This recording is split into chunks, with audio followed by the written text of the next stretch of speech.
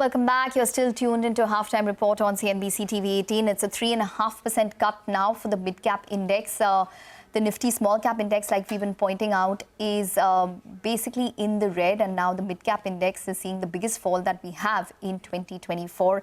Luckily, we are only in the third month of the year, so let's see whether or not this would probably be the worst day. But nonetheless, let's get Rohit Srivastava, who's the founder and strategist at Indiacharts.com, to get his view on what is taking place in the markets. Rohit, hi, welcome to the show. Well, disappointing to see the broader markets and the kind of cuts that we are seeing in the past couple of days, both for the mid caps and the small caps and even the micro caps. Well, it can be disappointing if you haven't taken the opportunity to exit the frothiness in the market over the last month or so, because the mid-cap index actually topped out on the 2nd of February. So, and the small cap index. So they've actually been weakening for quite some time. The problem is, and why this was such a difficult communication that we've been trying to make, that this is a topping process. I think I've been saying that since the last week of December. So it's almost 3 months or 2.5 months since we've been saying this. But that's where you start talking about things like, is this a stock market or is this a market of stocks? Because a topping process is like keep the index up and beat everything else up. I think that is sort of what we've seen happen. And therefore, when you look at the declines that you're seeing, specifically, I think the small cap index has led the way.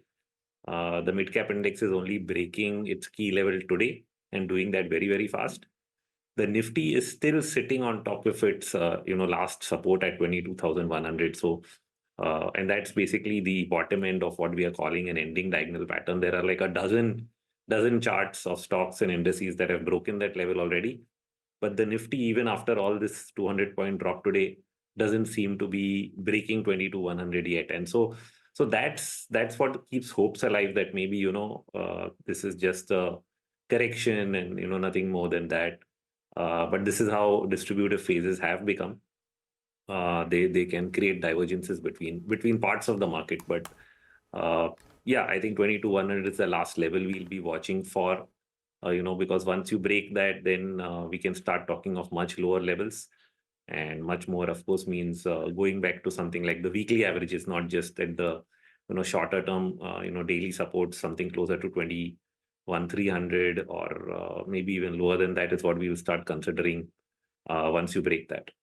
Well, as a matter of fact, as we speak, the Nifty is just below that 22,100 mark, Rohit, that we're speaking about. Maybe we'd wait for a comprehensive move around these levels on either the upside or the downside for us to take, your point here. But were this to break as it is right now, below that 22,100 mark, is a fresh short warranted after this cut that we've seen, or maybe one should still stay on the sidelines? So if we close below 22,100, it means that the current, topping process is complete. And we are now into the stage which is called the free fall. The free fall is when you try to buy the dip and you still get cut, right? We say, don't catch a falling knife. So the falling knife is just starting in the Nifty. It's already happening in various other stocks and indices, but the Nifty's, falling knife moment will be once you close and stay below 22,100. And so, yeah, that you can say that would also be a point at which you add shorts additionally. Or new, either way, it is a sense of confirmation that this is a level to, really be out of the way from what the Nifty is doing. Okay. In terms of large caps, would there be any opportunity to nibble on a couple of stocks now? Dangerous strategy, I would think, because when we actually say that this is an ending pattern, what an ED means, it happens at the end of a fifth wave.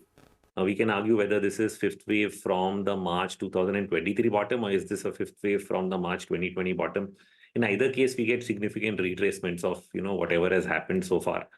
So till that retracement is done, and till the bottom formation is done, till you get maybe certain sentiment indicators saying that, okay, now the market's fallen far enough where everybody's going short, or the breadth is, extremely negative.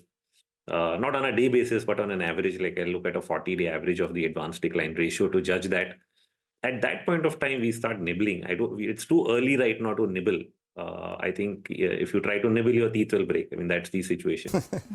All right. I like these analogies. You catch the falling knife, your hands will cut. If you're trying to nibble, your teeth will break and all of that.